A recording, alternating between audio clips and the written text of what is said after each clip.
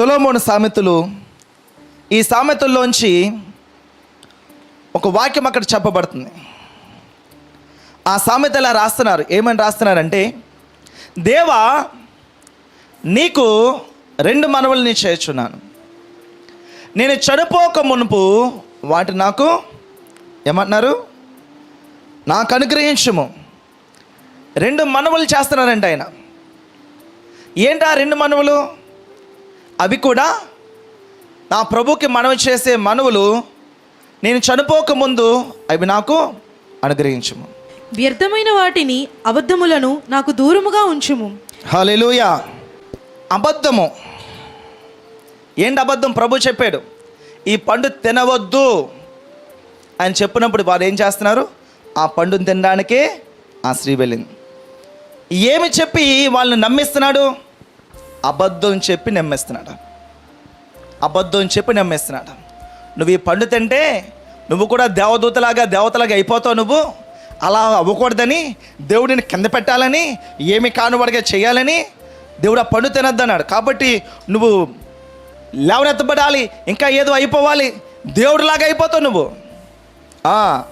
దేవుడి మనసులో ఏదో సదుద్దేశం ఉంది, వాడి మనసులో ఏదో సదుద్దేశం, అందుకే మాట్లాడాడు, అందుకే వెళ్ళొద్దని చెప్పాడు, అందుకే తీయొద్దని చెప్పాడు.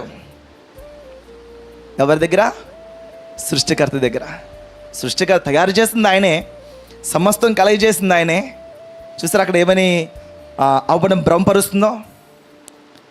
అబద్ధము అబద్ధము అబద్ధము. ఒక విషయం చెప్తాను, జాగ్రత్త వినండి. మన కళ్ళకి కనబడేవన్నీ కూడా నిజాలు కావు, మనకు వినబడేవన్నీ కూడా నిజాలు కావు. మన కళ్ళు చాలా సందర్భాల్లో మోసం చేస్తే, మన చెవులు కూడా చాలా సందర్భాల్లో మోసం చేస్తాయి. మోసపోవడమా కాదా అనేది మీ సమస్య. ఇటువంటి ఎన్నో వస్తూ ఉంటాయి. పాము కావచ్చు, లేకపోతే ఇంకొక పీత కావచ్చు, ఇలాంటివి ఎన్నో వస్తాయి. మీరు మోసపోవడానికి సిద్ధంగా ఉన్నప్పుడు ఎన్నో చీమ వచ్చినా సరే మిమ్మల్ని మోసగించేస్తారు. సర్పం ఒకటే ఏముంది? చీమ వచ్చినా సరే మోసగించేస్తుంది మీ జీవితాన్ని.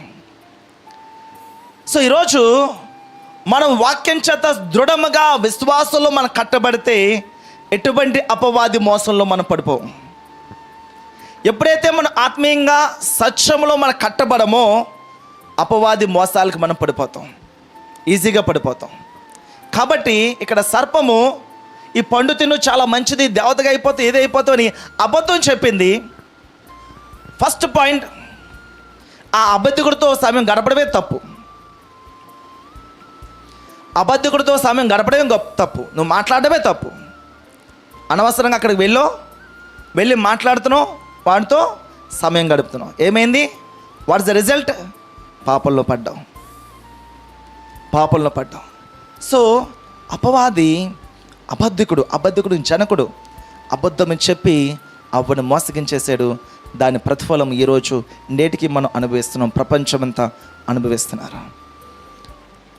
సొలొమోను దాన్ని నాకు దూరం చేయ ప్రభా, అబద్ధము వ్యర్థమైనవి అబద్ధములైనవి నాకు దూరపరచు ప్రభా, ఇటువంటి వ్యర్థమైన అబద్ధమైనవి నాకు దగ్గర రానివ్వకుండా ప్రభా అని నేను బ్రతకుండగా అది నేను పొందుకోవాలంటున్నాడు.